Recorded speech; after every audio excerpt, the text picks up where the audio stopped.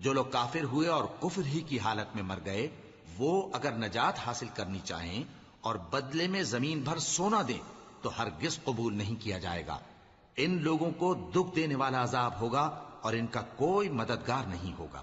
مومنوں، جب تک تم ان چیزوں میں سے جو تمہیں عزیز ہیں اللہ کی راہ میں خرچ نہ کرو گے، کبھی نیکی حاصل نہ کر سکو گے، اور جو چیز تم خرچ کرو گے اللہ اس کو جانتا ہے۔ بنی اسرائیل کے لیے تورات کے نازل ہونے سے پہلے کھانے کی تمام چیزیں حلال تھیں بجز ان کے جو یعقوب نے خود اپنے اوپر حرام کر لی تھی۔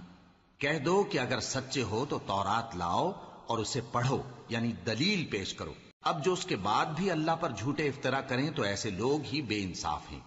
کہہ دو کہ اللہ نے سچ فرما دیا، پس دین ابراہیم کی پیروی کرو جو سب سے بے تعلق ہو کر ایک اللہ کے ہو رہے تھے اور مشرکوں میں سے نہ تھے۔ سب سے پہلا گھر جو لوگوں کی عبادت کرنے کے لیے